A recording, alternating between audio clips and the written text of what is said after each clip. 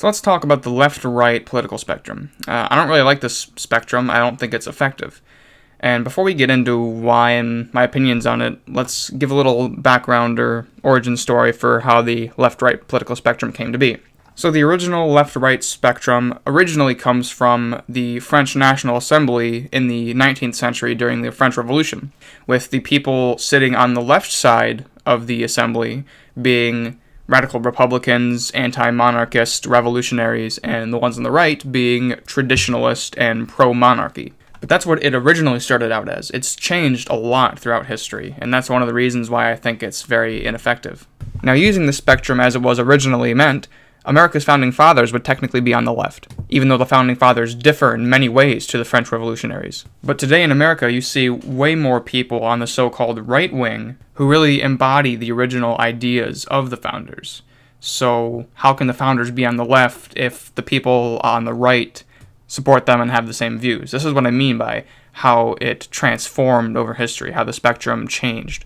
Today, a constitutional conservative or maybe like a right-wing libertarian today would be on the right, but back in the 1700s and 1800s, they would be on the left. There are so many different philosophies and versions of left and right that a lot of the times they just are incompatible with each other. Like, let's take a look at what's considered right-wing today. Let's look at someone like Stefan Molyneux. He strongly advocates for free market, no government interference, voluntary transactions, capitalism, private property rights. All of these things would be considered to be right-wing today. And he's even had some hit pieces written about him calling him far-right. Those views are all very individualistic oriented. They're very dependent on the individual. Now, what's also considered to be on the right is fascism or Nazism, which is inherently anti-capitalist, anti-individual, anti-voluntary transactions. There's government planning. Nazism and fascism are very collective at their core. I mean, even the word fascism comes from the Italian word fascismo, which means bundle of rods.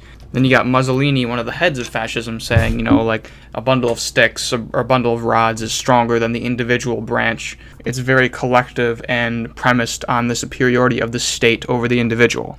Now, how can you take any of the principles that Stefan Molyneux has, or any person who is individualistic and believes in free market and voluntary transactions and private property, how can you take those principles and extend them to fascism?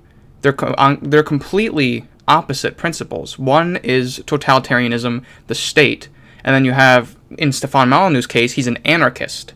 So they're completely opposed to one another, but somehow they're both still on the right. Technically, Stefan Molyneux's views and fascism's views are still technically both on the right, even though they aren't compatible with each other at all.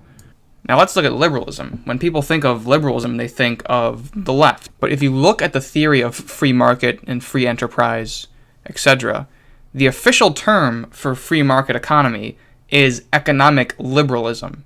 So how is it that people on the right promote economic liberalism if liberalism is supposed to be on the left? That is because economic liberalization is a part of classical liberalism, the original liberalism, which was promoted by John Locke, Thomas Paine, Thomas Jefferson, the founding fathers, etc. And classical liberalism diverged into a separate social liberalism or modern liberalism, which is what you see in American liberals today. Examples being taking care of the poor, the welfare state, Medicare, Social Security, etc. So now you have one version of liberalism, which is on the right, and then another version of liberalism, which is on the left. Another problem with the left-right spectrum is that it doesn't take into account history or geography. For example, in Europe, the left and right aren't the same thing as the left and right in America. Going back to what I said originally, the original right was pro-monarchy and pro-tradition.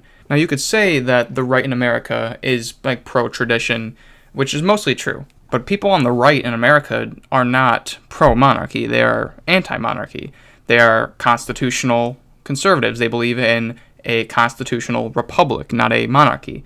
But you will find a lot of people on the right in Europe or England and Britain who are pro-monarchy and who support the royal family. This is how some people can get away with calling fascism or Nazism on the right, because technically if you're looking at the European right, you might be able to fit in fascism or Nazism in the right, because fascism and monarchism are both autocracies. And you could pull together many similarities between fascist and monarchist rule. But in America, there is no monarchist allegiance of any kind. There's no support for any monarchy. Although generally people on the European right support, free market policies and a lot of similarities between the conservatives of the United States, the American right and the European right are different things. I think I may do a standalone video on fascism and whether it's a form of socialism or not, or whether it's on the left or right or not, but I have some other videos that I'm planning on doing before that if I ever get to that. I think the last point I wanted to make was about nationalism. This bothers me so much.